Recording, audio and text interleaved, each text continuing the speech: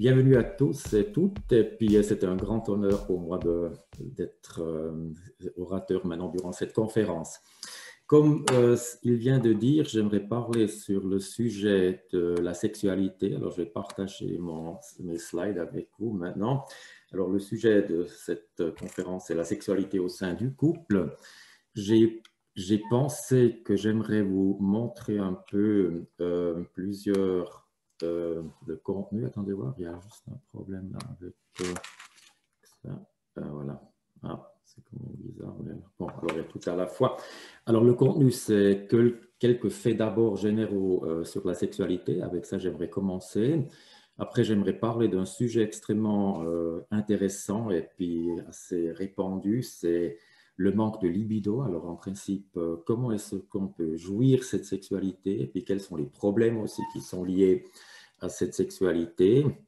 Et puis là, comme il y a beaucoup de problèmes, alors je vais choisir un et puis que je vais approfondir cet après-midi, c'est le manque de libido. Après, j'aimerais aussi toucher brièvement au sujet de la pornographie au sein du couple, puisqu'on a une étude très récente qui a été faite par une doctorante de mon équipe. Et puis, j'aimerais vous présenter quelques données de cette étude. Et puis finalement, à la fin, j'aimerais si on peut aborder le sujet, comment est-ce qu'on peut qu'est-ce qu'on peut faire pour une sexualité épanouie? Ça, c'est un peu le contenu de cette conférence. Bon, alors attendez voir, je vois maintenant le problème. C'est ça. OK, voilà. Alors c'est bon. Merci. Dans le mode, je pensais qu'il y a quelque chose qui ne joue pas, mais maintenant j'ai découvert le problème. OK.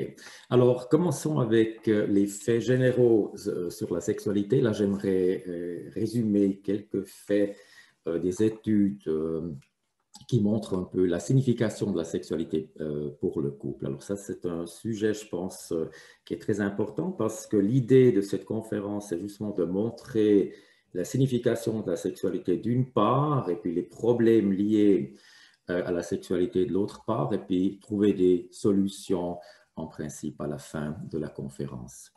Bon, alors, le premier résultat que j'aimerais vous communiquer, c'est qu'il y a une corrélation, alors un lien très fort, corrélation c'est un terme statistique, entre la fréquence de la sexualité, alors l'activité sexuelle d'un couple et la satisfaction sexuelle ainsi que la satisfaction avec cette relation de couple. Et puis ça, c'est un résultat quand même intéressant. On ne sait pas forcément sur la direction de cette direction, mais il y a des études, et puis je vais en parler tout à l'heure. Le premier fait, c'est justement, qui est très intéressant, c'est on est plus satisfait dans sa relation, le mieux on perçoit l'activité de la sexualité. Alors, si on pense qu'on a suffisamment de sexe, on est plus satisfait avec la sexualité au sein du couple et en même temps, on est plus heureux dans la relation du couple. La question de la direction, comme on vient de dire, c'est toujours avec les corrélations, c'est toujours un peu compliqué parce qu'on peut dire, bon, alors si on est plus heureux dans la relation, on a aussi plus de sexe, ou est-ce que si on a plus de sexe, on est plus heureux? Et puis là, il y a une étude sur 2 ans qui a justement étudié cette question de la causalité et puis qui a trouvé que si on a une vie de sexualité épanouie, alors on a aussi 2 ans plus tard une satisfaction relationnelle plus élevée. Mais bien sûr, je pense que c'est complètement dans les 2 directions. Hein. Si on est content avec le partenaire, la partenaire, on a aussi plus envie à pratiquer la sexualité avec cette personne, on est aussi plus satisfait de cette sexualité. Alors, il y a dans les 2 directions, vice-versa, ces profits. Deuxièmement, une sexualité satisfaisante favorise un meilleur développement du couple et augmente aussi la stabilité ou diminue l'instabilité ou le risque du divorce. Ça, c'est aussi un fait qui est assez intéressant parce que souvent, on pense, bon, c'est clair, alors si on est satisfait, on a aussi plus de sexe, on est aussi plus à l'aise dans la relation, mais ça signifie aussi qu'il y a un meilleur développement de la relation. Alors, on voit que ces couples qui pratiquent une sexualité vivante, ils peuvent maintenir la qualité de la relation aussi à long terme, d'une part, et puis d'autre part, il y a une diminution du risque du divorce chez ces couples. Troisièmement, cette forte corrélation entre sexualité et intimité que j'aimerais brièvement aborder, parce que quand on se demande, et puis c'est aussi une question que j'aimerais aborder, quand on se demande, mais quelle est la fonction de la sexualité au sein du couple, on peut dire, bon, il y a beaucoup de fonctions. Il y a une fonction de faire des enfants, il y a de créer une famille, il y a la joie, le plaisir, etc. Mais une fonction qui est primordialement importante, justement aussi pour cette satisfaction relationnelle, pour cette diminution de l'instabilité de la relation, c'est cette intimité. Et puis ça, c'est quelque chose que j'aimerais approfondir tout à l'heure. Bon, alors on a d'une part vu que c'est important. Hein? Alors, le premier message, c'est la sexualité est importante. C'est quelque chose qui est une source pour une relation, c'est une source non seulement corporelle, qu'on peut dire, bon, sexualité, on associe ça avec un acte corporel, c'est bien sûr, c'est corporel, mais d'autre part, et puis c'est surtout ça que j'aimerais cibler, c'est cet aspect qu'il y a beaucoup plus que l'acte mécanique, que l'acte corporel. C'est une source d'intimité, une source d'attachement, c'est une source de sentiments de proximité, etc. Et c'est pour ça que la sexualité est importante pour la vie du couple et son fonctionnement. Maintenant, j'aimerais partager un deuxième résultat avec vous. Et puis ça, c'est la question maintenant, qu'est-ce qui compte plus, la sexualité satisfaisante ou la sexualité insatisfaisante? Puis là, vous avez ces deux points. Alors, ça, c'est toujours, c'est clair, une évaluation subjective. Alors, les personnes, on leur pose la question, comment est-ce que vous vivez votre sexualité? Comment est-ce que votre satisfaction se présente par rapport à ce sujet? Et puis là, il y a des gens qui disent, je suis complètement insatisfait, je suis plutôt insatisfait, je suis insatisfait. Des personnes qui disent, bon, je suis plutôt satisfait, très satisfait, etc. Alors maintenant, ce groupe qui dit qu'il est satisfait avec sa sexualité, ça montre que l'explication de la satisfaction relationnelle, alors disons autrement, la sexualité satisfaisante explique 20% de la satisfaction relationnelle. C'est-à-dire, comme vous voyez, il y a 80% qui est expliqué par d'autres facteurs. Alors on peut dire, quand on a une sexualité satisfaisante, c'est quelque chose de normal. On est heureux, on vit ensemble, on se dit, bon, on a une bonne relation, aussi la sexualité fonctionne bien. Et puis il n'y a pas cette notion de dire, bon, c'est spécial que notre sexualité fonctionne bien, mais c'est quelque chose qu'on prend comme un fait donné. Ça signifie que la valeur de cette sexualité n'est pas aussi grande pour l'explication de la satisfaction relationnelle. Quand vous voyez maintenant l'effet d'une sexualité insatisfaisante sur la satisfaction relationnelle, vous voyez qu'il y a une contribution de 70%. C'est-à-dire, si on est content avec la sexualité, ça ne contribue pas tellement au bonheur général de la relation. Mais d'autre part, si on est mécontent avec cette sexualité, ça signifie beaucoup pour le mécontentement général par rapport à la relation. C'est-à-dire, il y a tout un autre poids que la sexualité joue dès que la sexualité est considérée en tant qu'insatisfaisante. Et puis ça, c'est important. Ça veut dire, c'est en principe la même chose comme avec la santé. Si on demande aux gens, votre santé, comment est-ce que vous la vivez, quelle est la contribution pour votre satisfaction de vie, les gens disent, quand ils sont en bonne santé, c'est normal, je suis en bonne santé, alors la santé ne compte pas tellement. Mais dès qu'on souffre d'une maladie, on souffre d'une maladie grave, on a des douleurs chroniques, etc., c'est là que ça commence à peser sur la satisfaction de vie. Et puis, c'est en principe toujours ce regard, qu'est-ce qui compte plus, qu'est-ce qui compte moins, c'est toujours en question. Quand tout va bien, on prend ces garanties, ces données, il n'y a rien il n'y a pas de raison à remercier, mais dès qu'on voit qu'il y a des problèmes, c'est là que ça commence à peser et c'est là aussi qu'on commence à considérer les difficultés. Deuxièmement, la sexualité n'est pas seulement synonyme, comme je viens de dire, de processus biologique ou de plaisir, c'est surtout synonyme de proximité, d'intimité, de confiance, d'attachement. Si vous voulez, on a comme deux systèmes dans l'être humain. Il y a un système sexuel et puis un système d'attachement. Le système sexuel, c'est clair, ça c'est aussi quelque chose qui a garanti que nous tous sommes maintenant rassemblés et puis qu'on peut avoir cet aimable après-midi ensemble et puis discuter de la sexualité, parce que sans sexualité, sans ce système sexuel qui était en principe le moteur de la reproduction, le moteur de la survie de l'humanité, ça c'est un aspect. Mais on voit qu'à part ce moteur biologique, il y a un moteur émotionnel, il y a un moteur d'attachement. Et puis, quand on regarde aussi les études par rapport à la nécessité de l'attachement du bébé jusqu'à la mort, c'est toujours le même résultat. Nous tous avons besoin d'un attachement solide, d'un attachement approfondi, d'un attachement envers une personne qui compte le plus. C'est cette personne alors, d'abord c'est la mère, le père, une personne très proche, après ça devient le ou la partenaire. Et puis c'est là justement qu'on a ce lien très approfondi, émotionnel, qu'on se dit ça c'est une personne avec laquelle je peux me confier, c'est une personne avec laquelle je peux résoudre les problèmes, je peux gérer le stress, etc. Et puis ça, c'est cet aspect de la sexualité qui compte extrêmement beaucoup dans la compréhension de la valeur de la sexualité. C'est sûr, le plaisir, c'est important, les enfants sont importants, mais du point de vue psychologique, c'est surtout ce point de vue attachement qui compte énormément dans cette considération de la sexualité.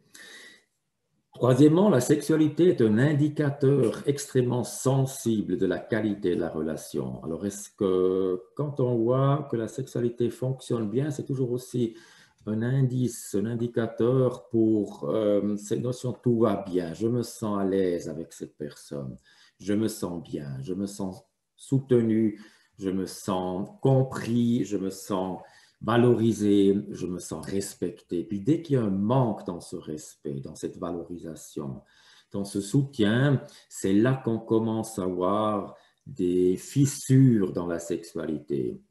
C'est-à-dire, on avait fait une fois une étude qui était extrêmement pesante, une étude très, très compliquée, très coûteuse d'une part, mais aussi avec beaucoup de travail.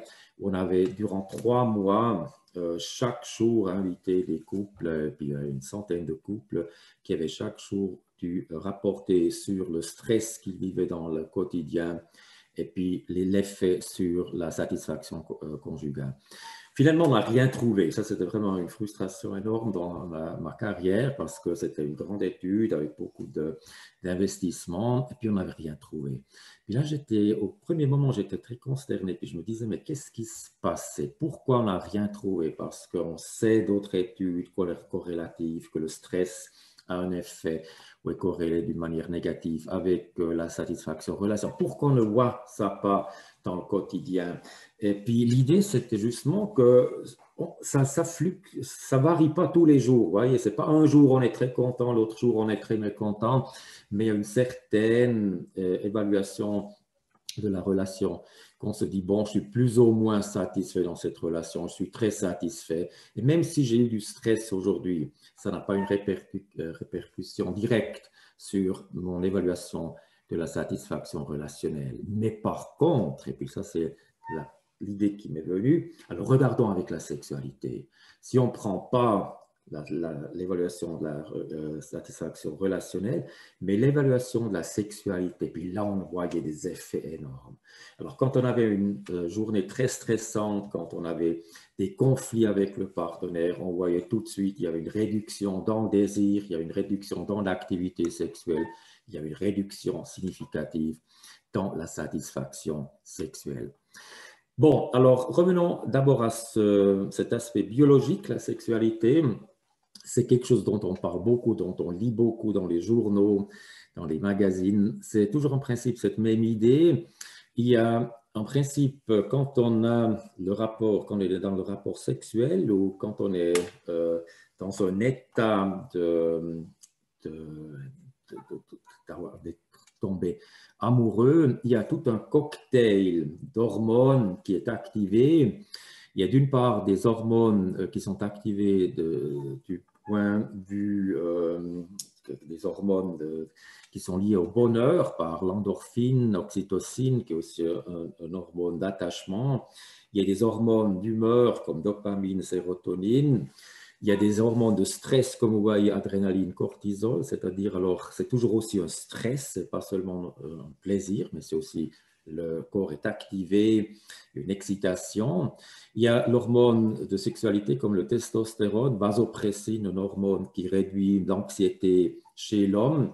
Et puis, vous voyez, c'est tout un cocktail finalement. Et puis, le résultat qui m'a en principe impressionné le plus, c'est l'évidence qu'on a trouvée que l'amour romantique, alors d'une part, dont on a parlé, et puis l'orgasme, c'est complètement la même chose. Alors si on regarde quelles hormones sont en principe libérées quand on est en acte sexuel ou bien quand on a un orgasme, on voit que ce sont exactement les mêmes hormones comme si on était tombé amoureux avec une personne. Et puis ça, c'est intéressant. Ça veut dire qu'il y a une forte relation entre amour, amour vif, amour récent, et puis la sexualité. Ça, c'est quelque chose qu'on n'était pas aussi conscient il y a quelques années. On pensait toujours, ça c'est des différentes choses. Il y a la sexualité d'une part, il y a l'amour d'autre part. Puis on voit aujourd'hui que l'amour et la sexualité sont aussi sur le plan biologique, non seulement, comme je viens d'expliquer, sur le plan émotionnel,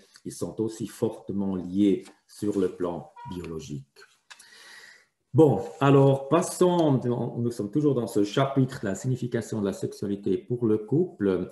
J'aimerais partager ce prochain tableau-là. Et puis, ce qui est intéressant là, quand on s'approche maintenant de plus en plus des problèmes, on voit un premier problème que la satisfaction de la sexualité est d'une part un partage, parce que c'est toujours quelque chose. Bon, alors là, il y a aussi la sexualité individuelle, mais si on parle maintenant de la sexualité au sein du couple, il y a 40% des couples où les deux disent « bon, on est satisfait, c'est positif pour les deux, moi j'apprécie, toi tu apprécies, c'est une expérience qui est bonne pour les deux ». Mais vous voyez, à 25% où l'un dit « oui, c'est positif, moi j'apprécie beaucoup, j'aime notre sexualité », puis l'autre dit « bon, c'est en ordre hein ». C'est finalement pas ça qu'on aimerait entendre de votre partenaire. Si vous demandez à votre partenaire si vous avez eu du sexe, alors comment c'était pour vous? Bon, c'était en ordre. C'est probablement pas ce qui va vous faire plaisir. C'est encore pire quand il dit bon, c'est acceptable pour moi. Alors, au nouveau 25%, vous voyez, il y a 10% où les deux correspondent dans leur perception que l'expérience est plutôt mauvaise, que ce n'est pas quelque chose qui fait plaisir. Quand on regarde maintenant ces chiffres, on voit que 60% des couples n'ont pas une sexualité épanouie pour les deux. Il y a seulement 40%, c'est le cas. Quand on regarde maintenant, bon, on peut aussi dire, bon, pourquoi tous les deux doivent être contents? Ça suffit si un est content, c'est déjà pas mal. Là, on aurait 90%, mais quand même, si on prend ça d'un point de vue relationnel, on aimerait quand même que les deux jouissent cette aventure et puis que les deux partagent ce plaisir dans la sexualité. Puis on voit que très souvent, ce n'est pas le cas. Bon, passons maintenant pourquoi ce n'est pas le cas. Est-ce que c'est une question purement du temps? Parce qu'on sait, quand on est très frais, récent dans une relation, C'est que là, on est complètement inondé par ces hormones dont j'ai parlé, l'endorphine, oxytocine, etc. Et puis ça se présente aussi dans les résultats des études. C'est clair, quand on est frais dans cet amour, on pense que la sexualité devrait être évaluée beaucoup plus positivement, mais on a aussi l'idée que le plus longtemps qu'on est ensemble avec quelqu'un, le plus cette satisfaction pourrait ou devrait baisser. Il y a une étude là de Schmidt et al. De 2004 où il y a une diminution des rapports sexuels. Alors maintenant, on revient sur l'activité parce qu'on distingue toujours trois aspects dans la sexualité: l'activité, la satisfaction et les troubles. Alors l'activité, satisfaction et les problèmes, les troubles. Alors là, on voit que les rapports sexuels diminuent au cours des 6 premières années dans une relation. C'est intéressant. Ce n'est pas après 20 ans, 50 ans qu'on voit une diminution, mais on voit une diminution assez rapide. Après, déjà dans une première phase, quand on parle d'une première phase, alors c'est les 7 premières années, c'est en principe quelque chose qu'on dit, bon, c'est encore une relation assez fraîche quand même. Il n'est pas encore, mais vous voyez quand même ici déjà une baisse dans l'activité. La sécurité, la proximité restent de l'autre part toujours un besoin. Et puis ça, c'est intéressant. Il y a une diminution de la satisfaction, diminution de l'activité. Comme on a vu avant, ça va de pair. Mais en même temps, quand on demande votre besoin, est-ce que vous auriez envie d'avoir plus de sexualité? Comme au début, les gens disent oui, on aimerait avoir une sexualité qui fonctionne, qui épanouit. Et puis, il n'y a pas une baisse aussi dans le désir, mais ce désir reste, mais la fréquence diminue. Troisièmement, je trouve que c'est intéressant de voir qu'on vieillit avec la forme de sexualité avec laquelle on a vécu durant toute la vie. Alors, c'est pas maintenant, il n'y a pas un changement dans le sens qu'on a une sexualité des jeunes, il y a une sexualité des personnes au milieu de la vie et puis une sexualité des personnes âgées, c'est pas vrai. Alors, en principe, on a comme un style, comme on a un style de personnalité, il y a aussi un style de sexualité, puis on maintient, on garde ce style. Et puis, comme on en vient d'expliquer déjà à plusieurs reprises, la sexualité est une ressource importante pour toujours. C'est pas qu'on peut dire, bon, maintenant on est plus âgé, maintenant la sexualité ne compte plus. C'est pas vrai. La sexualité reste importante. La sexualité reste importante quand elle éveille, dans la puberté, ou bien même avant, quand vous pensez à Freud qui disait que déjà le bébé commence avec la sexualité. Ça, c'était une provocation à l'époque, quand il avait parlé de la sexualité enfantine. Mais quand on pense maintenant aussi, dès qu'on découvre cette sexualité, on développe un style de sexualité, puis on maintient cette sexualité jusqu'à la fin de sa vie. Ces chiffres-là que je vais vous présenter sont toujours un peu délicats parce que maintenant tout le monde commence à comparer, mais combien de fois nous on a sexe durant une semaine. Alors c'est pas comme ça pour ce but que j'aimerais vous présenter ça, mais ce que j'aimerais vous présenter avec ce tableau, c'est que vous voyez, il y a une diminution quand même qu'on constate, mais c'est quand même aussi une diminution qui n'est pas aussi évidente et puis aussi forte comme on pourrait dire. On voit même, et puis surtout les 3 dernières groupes que j'aimerais voir. Alors, si on voit les gens de 65 à 69 ans, on voit qu'ils ont quasiment une fois par semaine.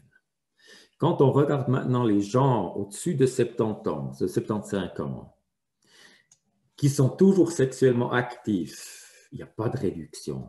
Alors, cette idée, le plus âgé on vient, le moins de sexualité on a, c'est pas vrai. Puis quand vous regardez la date de ces études, c'est plutôt ancien.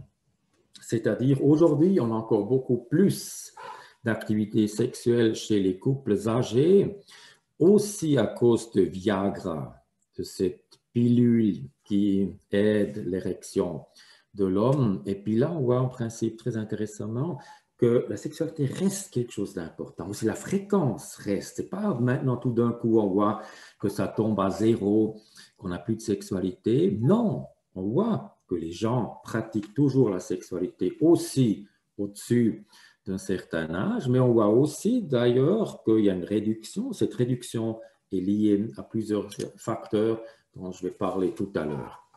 Bon, alors, un premier problème, ou bien, c'est justement ce maintien du désir. Si on veut maintenant venir au problème, on a vu que la sexualité est importante pour la satisfaction relationnelle, pour la stabilité du couple.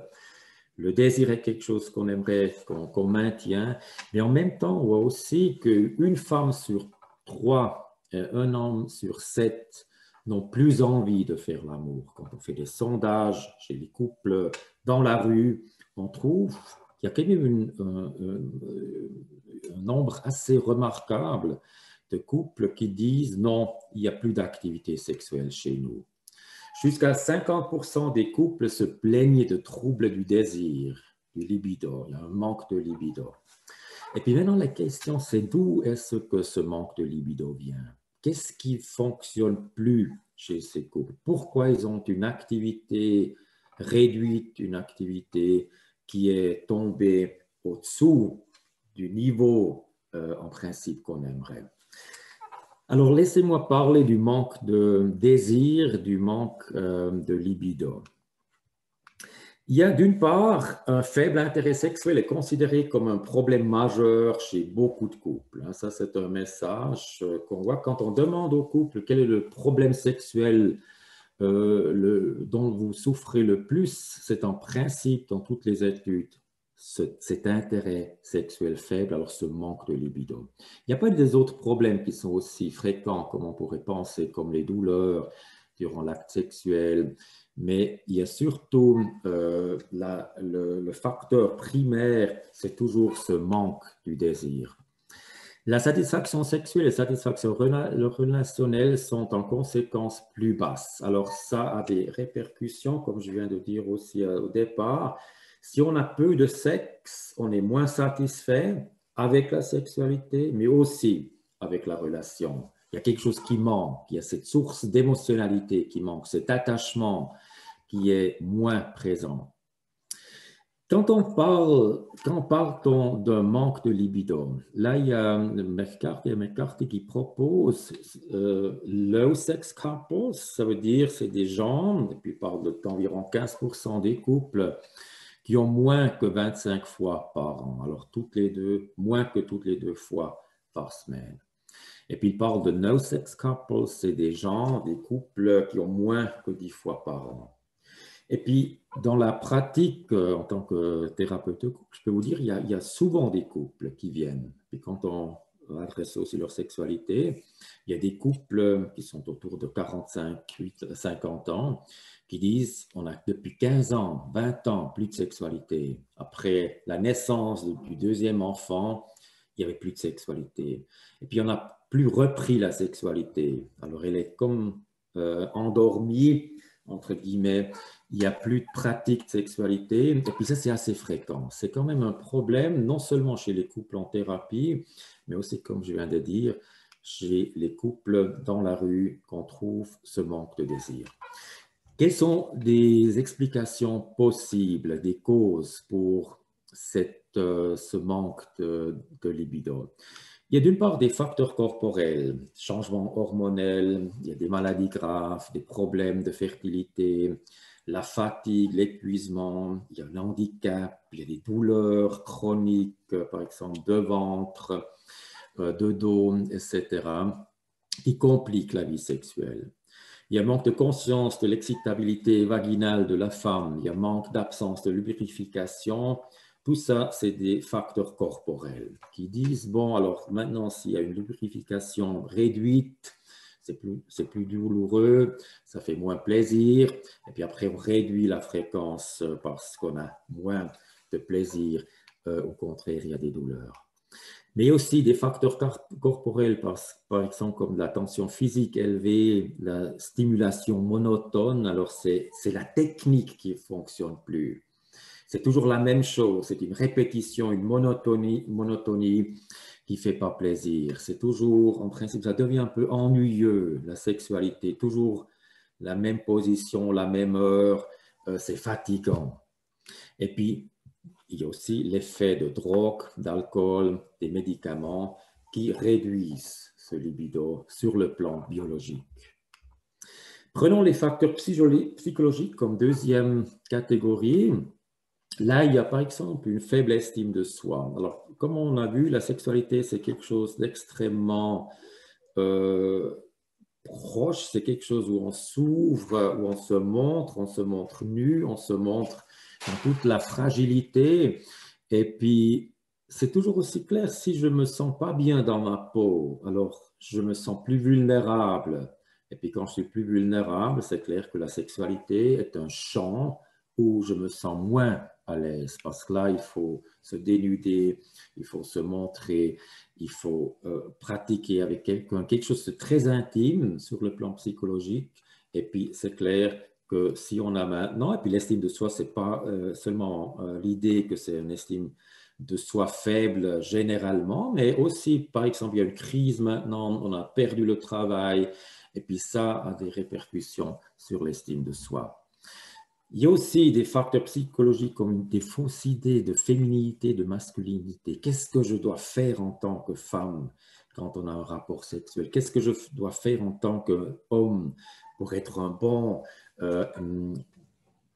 laveur, etc. Alors tout ça, c'est des questions qui sont liées à des rôles, à des scripts qu'on a par rapport à la sexualité, mais aussi des facteurs comme l'image corporelle négative. Il y a beaucoup d'études qui montrent si je ne me trouve pas beau, si je trouve que j'ai des problèmes, j'ai trop de poids, alors ça a des problèmes, ça cause des problèmes de libido. Aussi après la naissance, chez les femmes souvent, il y a une période où on a moins envie de pratiquer la sexualité. Puis aussi la vieillesse, on trouve que le corps n'est plus attractif, qu'on aimerait plus se présenter devant l'autre. Ces facteurs psychologiques vont souvent de pair avec la peur, par exemple, la peur d'attente, la peur de performance, le stress, la dépression, qu'on ne se sent pas à l'aise, qu'on se sent stressé dans la vie, mais aussi dans le rapport, ou bien qu'on se sent forcé de faire quelque chose, mais aussi souvent des sentiments de culpabilité et de honte. Il y a souvent une connotation négative de la sexualité qu'on n'a pas vraiment pu aborder en tant que quelque chose qui est positif. Et puis, c'est le stress aussi qui est très souvent un facteur qui réduit la fréquence. Là, je vous présente une étude, justement cette deuxième étude dont je vous ai parlé avant. C'est maintenant ce que vous voyez là, c'était maintenant seulement la question quand est-ce que les couples pratiquent la sexualité, alors la fréquence, l'activité de sexualité, et puis en fonction du stress quotidien. Puis là, vous voyez très clairement que quand le couple est au week-end, alors vendredi soir, ça augmente déjà. Après le week-end, ils ont plus d'activité. Il y a en principe, toute l'activité sexuelle se passe le week-end, vendredi soir jusqu'à dimanche soir. Et puis après, vous voyez, lundi, mardi, il n'y a quasiment rien jusqu'à jeudi. Et puis là, c'est aussi dû au stress. Alors, quand on a demandé, mais si vous avez beaucoup de stress, puis on a indiqué le niveau de stress de chaque jour, on a indiqué l'activité sexuelle, toujours le lendemain. Alors, on n'a pas fait tout de suite, alors c'est pas qu'on a pratiqué le sexe et puis après on s'est levé remplir les questionnaires, mais c'était le lendemain après qu'on a rempli. Comme ça, durant 3 mois, on a vu quel est l'effet du stress sur la fréquence de la sexualité. Puis ce qu'on a trouvé en principe comme résultat primordial, c'est chez les hommes, même s'ils ont beaucoup de stress, ça ne les empêche pas à être sexuellement actifs. Parce que souvent, pour eux, c'est une sorte de détente. La sexualité leur permet de réduire leur stress, tandis que chez les femmes, le stress est un tueur de désir. Alors, le plus de stress, le moins de libido, le moins d'envie. Et puis ça, c'est aussi clair parce que le fonctionnement est différent. Comme on a vu, les femmes sont beaucoup plus sensibles aux facteurs, sont plus aussi dans la tête quand elles sont stressées, elles ruminent, elles pensent, mais qu'est-ce qui s'est passé? Et puis, c'est clair, ça bloque une sexualité vivante. Les problèmes de stress, tout brièvement, on a aussi fait une autre étude, on a regardé chez les hommes et les femmes quel est l'effet du stress sur des problèmes sexuels. J'ai dit avant, on distingue l'activité, la satisfaction et les problèmes. Là, vous voyez, chez les femmes, il y a beaucoup plus de problèmes qu'on a trouvés par rapport au stress que chez l'homme. Chez l'homme, il y a des troubles d'érection, des éjaculations précoces. Par contre, sinon, il n'y a pas de problème, ni sur le libido, aversion sexuelle, douleur, trouble d'orgasme, ça, on ne voit pas, ce n'est pas lié au stress directement. Quand je dis pas, ça veut dire toujours dire dans la majorité de l'échantillon. Hein, ça, c'est toujours statistiquement, c'est toujours la moyenne, plus, minus, un écart type. C'est ça dont on parle de la majorité. Tandis que chez la femme, vous voyez, il y a le libido sexuel qui est atteint, il y a l'aversion sexuelle qui est plus élevée, il y a des troubles d'excitation qui sont évoqués, il y a le vaginisme comme symptôme. Alors, il y a beaucoup plus d'effets du stress sur les femmes que sur les hommes. Si on pense maintenant, on a parlé de facteurs biologiques, de facteurs psychologiques, j'aimerais maintenant parler des facteurs relationnels, des conflits destructeurs chroniques, manifestes ou couverts. Ça, c'est quelque chose qui empêche le libido, parce que si on a des tensions au sein du couple, c'est clair, ça a un effet sur le désir de vouloir coucher ensemble. Souvent, on voit aussi que la communication sexuelle déficiente, on n'a pas d'habitude de parler de sexualité, on n'a pas d'habitude de dire, écoute, j'en ai envie, est-ce qu'on veut faire du sexe? Et puis, il y a surtout des problèmes liés à la gestion des différents désirs sexuels, manque de compréhension mutuelle, parce que vous voyez, la sexualité, c'est quelque chose d'extrêmement délicat, il y a des besoins différents, il y a des niveaux différents, et puis là, dans ça, on devrait parler pour avoir un machin qui fonctionne, qu'on peut dire, voilà, notre sexualité, c'est dans cette manière qu'on aimerait la vivre. Ça revient au point que j'ai déjà mentionné avant, la sexualité est un indicateur sensible de la qualité de la relation. Ça veut toujours dire s'il y a un manque de sexualité, il faut toujours faire un sondage aussi au sein du couple. Qu'est-ce qui ne fonctionne plus au sein du couple? Est-ce qu'on a assez de temps pour ensemble? Est-ce qu'on a encore une communication qui fonctionne? Comment est notre relation dans le quotidien, etc. Non seulement chercher dans l'extérieur, la pandémie maintenant, le stress externe, le travail, les enfants, c'est clair, tout ça a aussi un effet, mais l'effet le plus important, c'est toujours l'effet de la relation. Est-ce que notre relation est saine?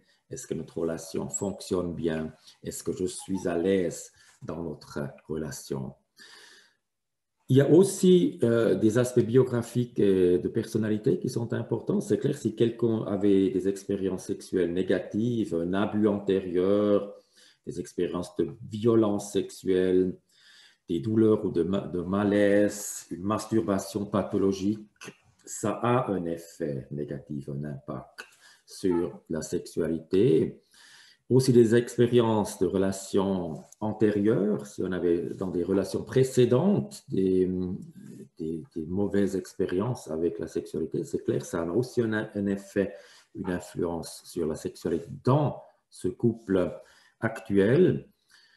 Il y a aussi des problèmes peut-être de la famille d'origine, qui avait une sexualité très restrictive, qui a été vécu dans la famille d'origine, qui avait des normes, des standards, une image de la sexualité qui était en principe antisexuelle, ou bien aussi chez quelques personnes des barrières religieuses.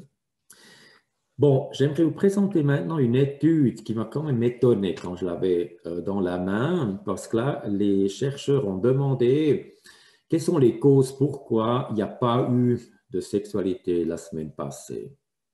Et puis, ce qu'ils ont trouvé, c'est 43%. Alors, la majorité disait cela ne s'est tout simplement pas produit. Il n'y avait pas d'occasion. On n'a pas eu l'occasion de coucher ensemble. Vous voyez, 29%, c'était lié au stress, il y avait un manque d'envie. 21%, on n'était pas dans l'humeur. 21%, fatigué. Alors, tout dont on vient de parler, mais quand même, ce premier point, ça ne s'est tout simplement pas produit.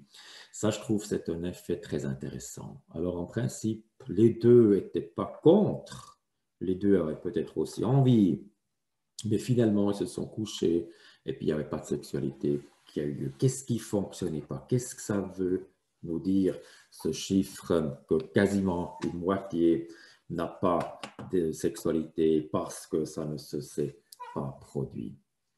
Parlons brièvement des différences de sexe par rapport à la libido femmes et hommes. On pense toujours que les femmes ont moins de libido que les hommes. Ce n'est pas vrai en général, mais c'est vrai quand la relation ne fonctionne pas parfaitement. Comme je viens de dire, c'est un indicateur sensitif, sensible du fonctionnement du couple. Et puis si j'aperçois que la relation ne fonctionne pas suffisamment bien, je sens une réduction dans mon libido en tant que femme. Ce que vous voyez ici sur ce transparent, il y a deux groupes, alors A et B. Alors ça veut dire que ce sont deux échantillons différents, deux études différentes qui ont examiné la même chose, les rapports, la libido chez les couples, une fois au début, et puis après 4 ans plus tard, et puis une fois au début, et puis 1 an plus tard. Vous voyez dans les deux études le même résultat. Chez les hommes, il n'y a pas de changement par rapport au libido, tandis que chez les femmes, il y a une réduction, il y a une baisse dans la libido, dans le sens que le plus qu'ils ont vécu que la relation ne fonctionnait pas selon ses souhaits, le plus il y a une réduction dans le libido. Puis cette réduction dans le libido va maintenant souvent de pair avec une consommation de pornographie. C'est pour ça que j'aimerais aussi brièvement parler de la pornographie au sein du couple. Comme je viens de dire, il y a une doctorante, Brundelray, qui fait une étude maintenant sur la sexualité avec plus que 1000 sujets qu'elle a interrogés.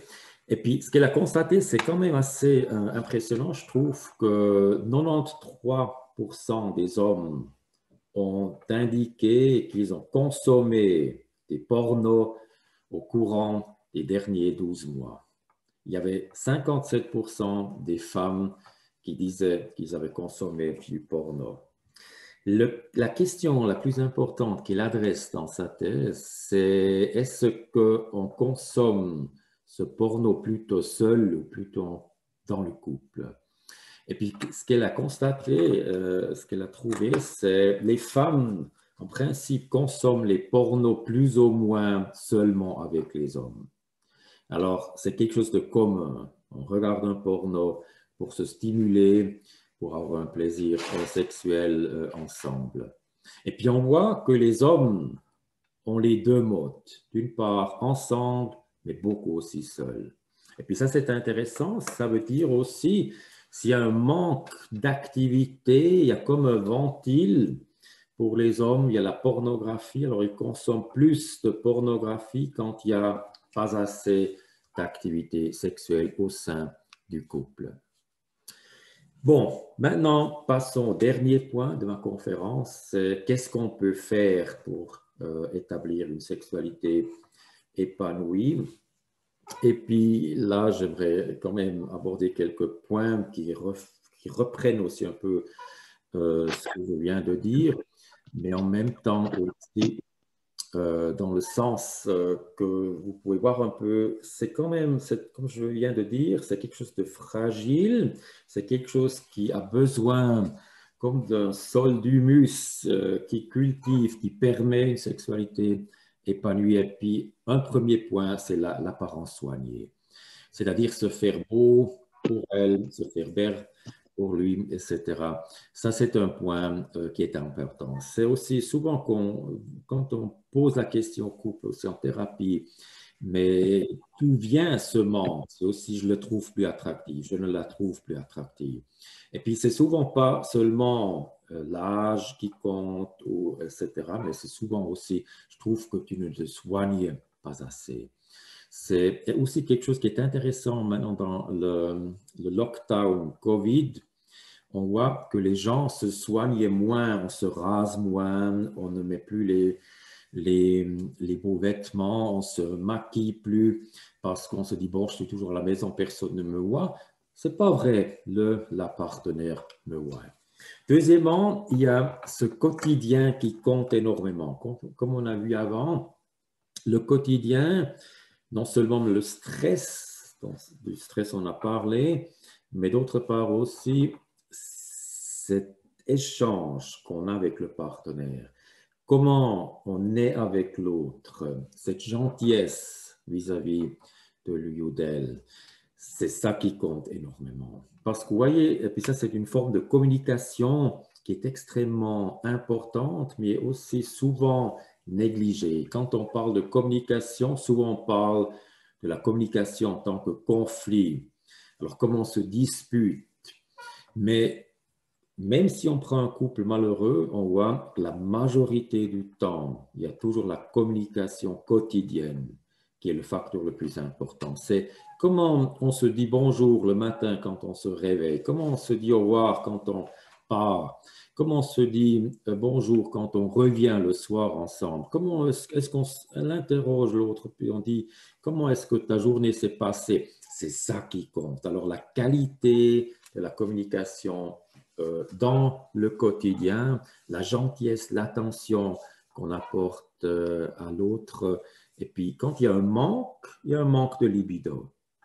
Il y a d'autre part la volonté de répondre aux besoins de l'autre. Aussi, c'est être prête aussi à voir l'autre, se diriger aussi vers l'autre, apprécier l'autre avec ses besoins. Et puis après, un point très simple, mais souvent négligé, malheureusement, c'est suffisamment de temps pour la tendresse, la séduction mutuelle, la création d'une atmosphère érotique. Vous voyez, souvent, le manque de temps est la mort de la sexualité. Parce que si on n'a pas suffisamment de temps, si on n'a pas le temps pour tous ces aspects de faire naître la sexualité, pour faire naître cette tension sexuelle, c'est clair que finalement, il y a juste cet aspect qu'on a vu dans l'étude avant, ça ne s'est pas produit parce qu'il n'y avait pas assez de temps, on n'avait pas cultivé cette sexualité suffisamment bien dans le quotidien. C'est pour ça que les sexologues aujourd'hui proposent en principe d'installer un horaire fixe pour des activités sexuelles. Ça, c'est quelque chose qui vient de l'idée, finalement. S'il y a tellement de couples, jusqu'à 50%, qui se plaignent de manque de sexualité, de manque de libido, alors ça signifie aussi, si on ne fait rien, ça ne va pas augmenter. Ça devient quelque chose, la sexualité est morte, et puis elle ne va pas s'éveiller n'importe comment. Alors ça signifie aussi, il faut lui donner une place fixe. C'est comme dire, c'est comme on brosse les dents tous les jours, 3 fois, matin, midi, après les repas. C'est la même idée derrière. Il faut donner un endroit, une place fixe pour la sexualité qui fait renaître la sexualité et puis qui permet après d'avoir une sexualité spontanée après selon son propre goût. Il faut aussi intégrer de manière ludique la sexualité dans la vie quotidienne. C'est pas seulement tout est sans sexualité, tout d'un coup, maintenant il y a un rapport sexuel et c'est tout, mais c'est aussi quelque chose qu'on peut déjà cultiver dans le quotidien avec des idées, des remarques, des bougies, des odeurs, etc. Alors il faut créer le temps pour la tendresse et la sexualité sans création de temps, et puis il faut espace et temps. Il faut toujours les deux. Temps ne suffit pas, il faut aussi avoir un lieu. J'avais une fois un couple qui m'a dit, bon, on n'a plus de sexe parce que le lit fait tellement de bruit, et puis après les enfants pourraient se réveiller, et puis après ils viennent, et puis c'est pénible, c'est quelque chose qui ne va pas. Et puis, en principe, on est tous d'accord, on peut faire quelque chose pour ne pas faire grincer le lit. Après, il y a cette interaction bienveillante, appréciative et aimable, non seulement avant le sexe, quand on veut du sexe, de dire, bon, maintenant je me donne de la peine et puis je suis une personne aimable pour que après ça fonctionne. Non, être une personne aimable dans le quotidien, être quelqu'un qui nourrit cette relation, qui nourrit cet attachement, car si on a un bon attachement, une bonne relation, on a une bonne sexualité. Il y a bien évidemment aussi besoin d'une communication constructive en cas de conflit, c'est clair, mais comme on a vu, les conflits, ce n'est pas ça qui est l'élément majeur dans une relation conjugale ou une relation de couple, mais c'est l'interaction quotidienne. Comment on se confronte, comment on se voit, comment on se parle. C'est ça qui compte le plus. Finalement, donc, Mme Dorsa a parlé au début, mon sujet de recherche depuis 25 ans, c'est ce soutien mutuel, cette gestion diadique du stress, parler de son stress, écouter, donner un soutien adéquat qui m'aide vraiment. Alors, on a fait beaucoup d'études, on a vu que l'élément clé est l'écoute. Très souvent, les gens donnent un soutien précoce qui ne vaut rien parce que ça ne m'aide pas. Et puis après, on s'ouvre plus, on se dit, bon, mon partenaire n'est pas capable de me maintenir, de me soutenir. Je n'ai plus envie de lui communiquer ce qui me préoccupe. Et puis aussi, ces attitudes positives vis-à-vis de l'autre, c'est aussi cette générosité. Quand on voit un peu quels sont les facteurs de personnalité, c'est toujours la tolérance, la générosité qui vont de pair avec un fonctionnement du couple meilleur, mais aussi avec une meilleure sexualité.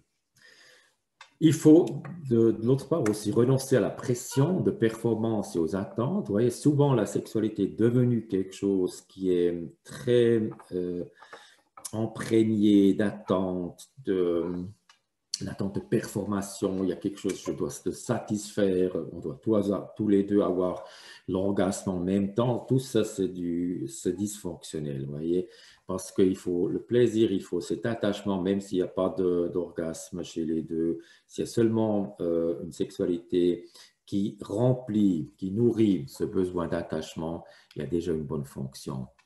Mais il y a aussi la communication de son envie, il y a aussi la communication des besoins. Qu'est-ce qui me fait plaisir? Quelle touche, quelle position, quelle intensité? Qu'est-ce que j'aime moins, qu'est-ce que j'aime pas du tout? Il faut en parler, mais pas durant l'acte, mais avant ou après. Durant l'acte, il faut une communication non verbale, des ronronnements, gémissements, vocalisation positive.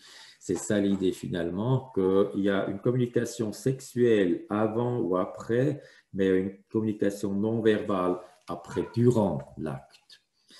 La grande question qu'on voit en thérapie de couple très fréquemment, c'est est-ce qu'on connaît les désirs, les fantasmes sexuels de votre partenaire? Est-ce que je sais ce qui fait plaisir à l'autre? Est-ce que je sais ce que l'autre souhaiterait? Souvent, on constate que ce n'est pas le cas. On n'a jamais parlé de sexualité. On a comme des prémices qu'on dit, bon, c'est clair que ce qu'on aime, mais ce n'est pas clair du tout. Il faut parler. Et puis prenons un aspect, c'est par exemple l'aspect d'intimité, de proximité. Combien d'intimité, proximité j'aimerais, de combien j'ai besoin pour avoir envie de faire l'amour. Et puis vous voyez, comme ces deux cercles manifestent, c'est quelque chose qui est très individuel. Non seulement par rapport à la personnalité, mais aussi par rapport à des phases. Il y a des phases où on a besoin de plus d'intimité, des phases où on a besoin de plus de distance. Et puis si on a maintenant le cas où un des deux partenaires a un besoin très pointu, très aigu de proximité, d'intimité, et puis l'autre aimerait plus de distance, ce n'est pas une catastrophe, mais il faut en parler. Il faut dire, écoute, c'est pas que je te trouve plus attractif, que je t'aime plus, mais c'est un besoin maintenant que j'ai parce que j'ai beaucoup de soucis. Je me sens maintenant, j'ai moins besoin ou moins envie de sexualité, j'ai plus besoin de parler ou seulement de sentir que tu es là, mais il y a trop de soucis dans ma tête. Il me faut un peu de distance. Je ne suis pas maintenant prête à être actif sexuel parce que si je fais et puis après, il y a un dysfonctionnement. On dit, bon, alors là, il y avait quelque chose qui n'a pas fonctionné. puis tout d'un coup, ça prend des dimensions que ça ne devrait pas avoir pris. Bon, alors passons au résumé. La fréquence sexuelle et la satisfaction sexuelle sont fortement liées, et puis les deux contribuent à une satisfaction relationnelle. Néanmoins, beaucoup de couples ne bénéficient pas de cette ressource importante dont j'ai parlé maintenant durant cette heure. Alors, c'est ça qui compte. Il faudrait cultiver une sexualité, non seulement sur le plan biologique, comme je viens de dire, mais surtout sur le plan émotionnel.